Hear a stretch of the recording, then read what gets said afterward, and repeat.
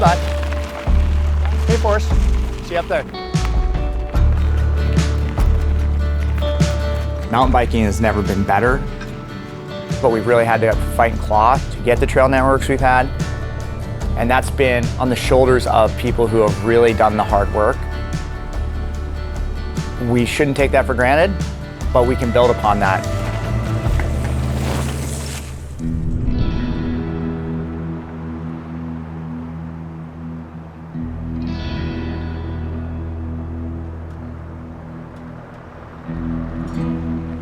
We are on Galver Mountain in Bellingham, Washington. We're driving up to do a little digging. Galver is a tree farm. It's surrounded on 3 sides by neighborhoods. Total about 3,000 acres of working forest. Real dense. It's got a little over 70 miles of trail total. So we're going to the Cedar Dust zone, which was harvested 5 years ago. If you want to do what we're doing today, you need to have a strong partnership and a strong relationship with the land manager and the landowner. What's up, dudes? Hey, bud. Yo. What do you guys got for me? What's the plan? What do we want to work on? Let's make some jumps better, right? All right, let's fix some jumps. I'm down for that. Cedar Dust represents the combined effort of all the mountain biking trail builders and riders in town coming together to build a place to rally around and focus on progression of riding.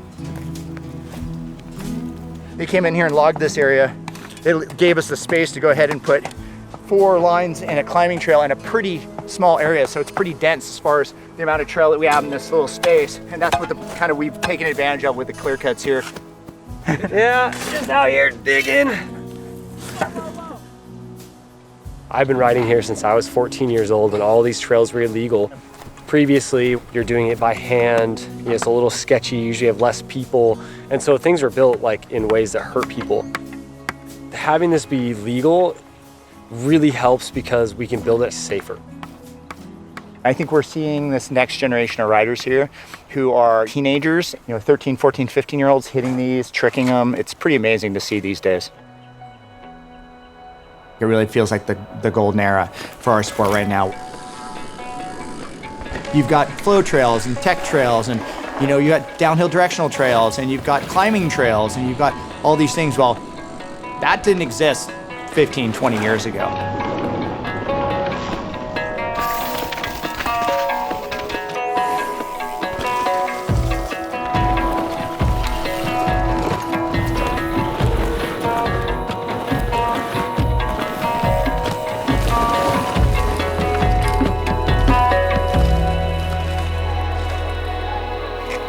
Mountain biking effectively started in the 80s.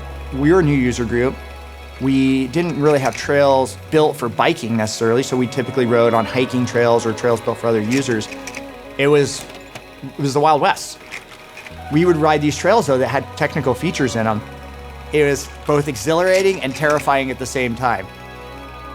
Then you rode a nollie out, and you're like, and you pull it back together. You're like, whoo! Yes, and you're high-fiving your buddies and stoked that you made it out and you didn't kill yourself. We've had to build the infrastructure we wanted to have to ride our bikes. These hiking trails aren't really designed for biking. So we started Build Trail based on the fact that we wanted to ride down these trails, carry flow, and add some features and ladders.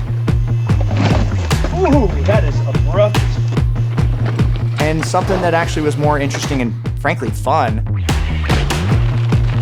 Back in the day, you would hike in, you would build your trail, and then you would basically open the entrance and the exit like in the dark of the night, and then you'd walk away from it, and then people would start riding it. It was really a don't ask, don't tell sort of thing. It's not the right way to do it. We were just building trails that were fun to ride. The North Fork is an area east of Bellingham, and there was a huge trail building contingency out there. I used to build trails out there.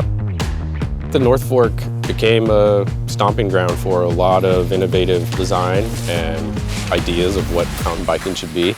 The expectation of trail building out there was to do things that you'd never really have the opportunity to in other legitimate landscapes.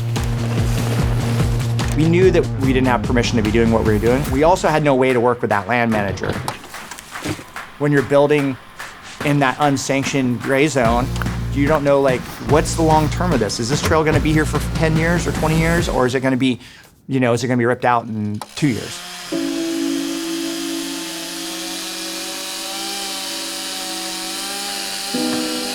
The state's cracking down on the way people use and sometimes abuse public lands. Conservation crews are now ripping apart mountain bike trails in Whatcom County. KOMO4's Denise Whitaker explains the trails are illegal. They see this as a fantastic opportunity, and I see this as a government employee as a $2.1 million lawsuit that we will need to foot the bill for.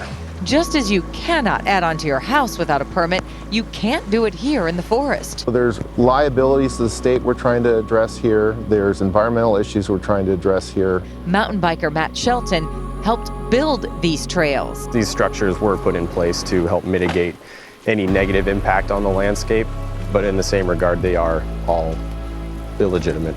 He says the whole time, they knew this day would come.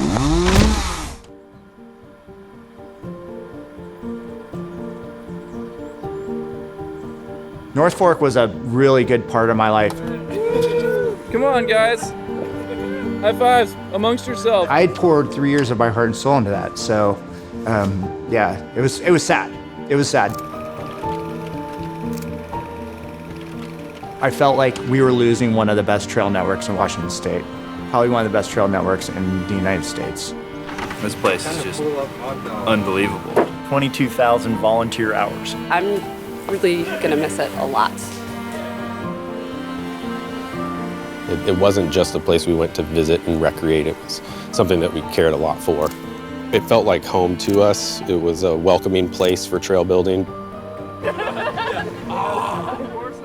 I think it's extremely important to understand where you're recreating, whose land it is, and also how to progress your agenda without alienating the landowner. Thank you. So when the North Fork was closed, what I realized is that partnership is so critical. And trying to get that person to come to the table and form that partnership is the difficult part. It really focused me on advocating for more legal access, forming relationships with those land managers, with other user groups. We need somebody who's like on the inside of these decisions. At the time, there was a sort of more cross-country oriented group, the WIMPs, and then there was the more like downhill free ride shuttle oriented group, which was the Whatcom Trails Co-op.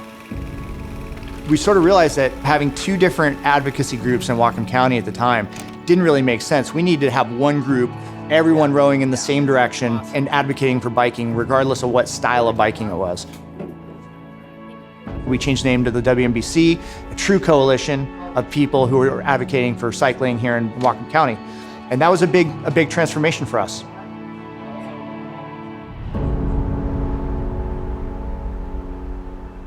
Galbraith is the linchpin of sort of the mountain bike community here.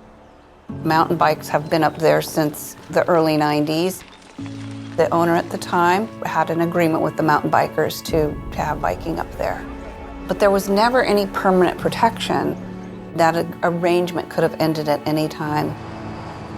Our relationship on Galbraith was always tenuous.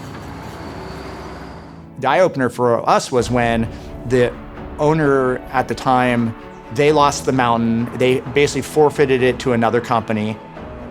They did not want to own Galbraith. I think a lot of land managers specific to mountain biking are always afraid of liability. Anybody who's in commercial forestry would see this like serpentine nest of trails all over the mountain and it would freak them out.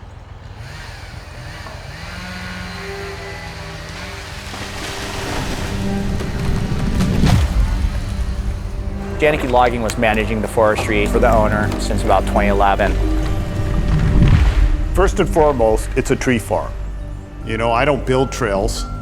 I build logging roads. I do tree farming. When we first started, we had a lot of issues. We were up here harvesting trees.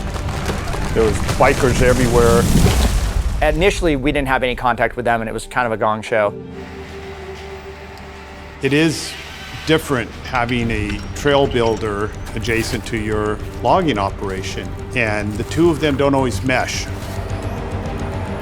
They were doing thinning operations and some clear cut operations, and People are riding down Cedar Dust calling me and saying, hey, there's trees falling all around me, dude. You know, we don't want bikers actively coming through one of our operations because it's not safe. Because they're like, well, how am I going to manage this as a working forest? How am I not going to have some mountain bikers sue me? How am I not going to have a tree fall on somebody? Like all these things that lawyers scream, liability. And so the landowner came to me and said, we really just want to sell this asset. So I started looking around and I would talk to all the corporate folks, and one guy said to me, well, I'm very interested, but how are you going to get rid of that infestation? I said, what do you mean? He goes, the mountain bikers. Like, you mean they're not rats? He goes, yeah, they're kind of like rats. And I'm like, I don't think you're going to be able to get rid of them. Many people in the community already thought it was publicly owned because it's been so widely used. So many people use it on a regular basis. Property could have been sold to another landowner who would have said, no, we don't want mountain bikers up here. Mountain bikers were embedded in the mountain. There really was no way to get rid of them without huge PR issues.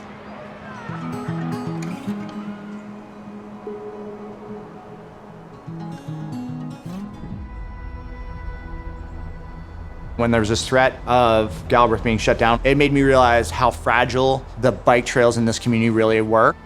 It kind of opened our eyes that like, hey, this is not a guaranteed right for us to be here on this mountain. Our agreement was only 30 days. They could basically say, in 30 days, you're off the mountain, access is denied.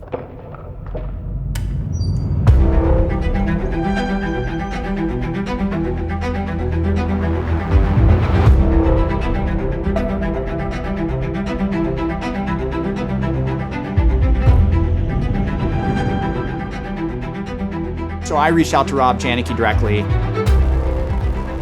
and said, you and I should have a direct relationship here.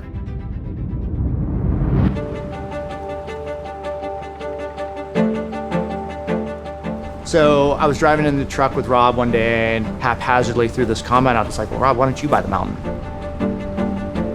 5 or 6 months later, he came back to me and he said, maybe I should buy this thing. And of course, I didn't have the money or anything. So I started trying to figure out how to finance this.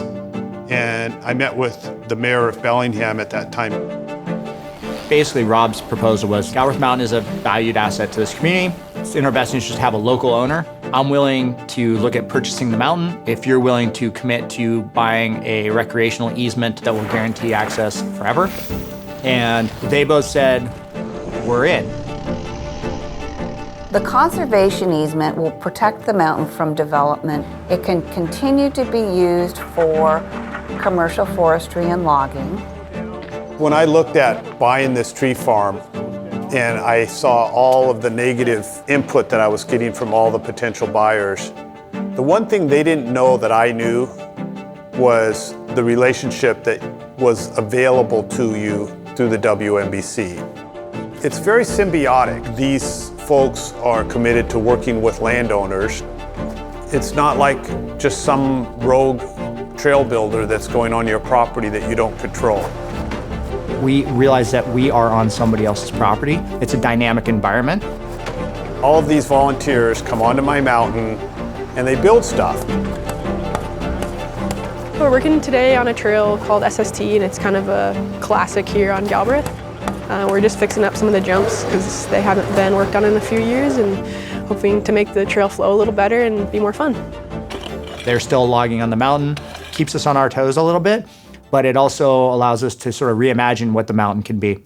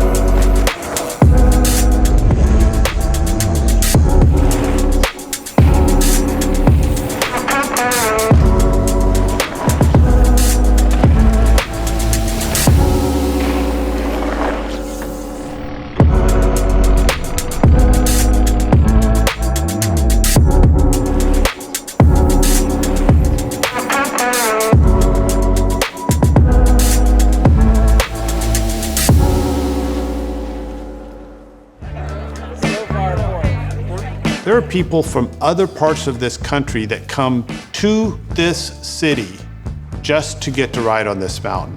That's pretty cool. You know, we've all kind of grown up in our own islands, right? We've all got these sort of various landscapes on how to deal with the land managers you're working with. And sometimes it's been really easy and sometimes it's been more difficult. You know, many of us have been able to flourish because we have this really cool population of people that really are dedicated to seeing it through. That's where I think getting our kids involved is really important, because it has been a long, hard fight long before I got involved in this sport. And it's taken a lot of perseverance from organizations like the WMBC. So we're gonna have to keep up. We're gonna have to keep up with trail development and being good partners with our land managers. The fact that we live here so close to the trails and the fact that we just rode from our house to go out on this little quick spin, we're really lucky, super lucky. I don't know if they know how lucky they have it, that's for sure.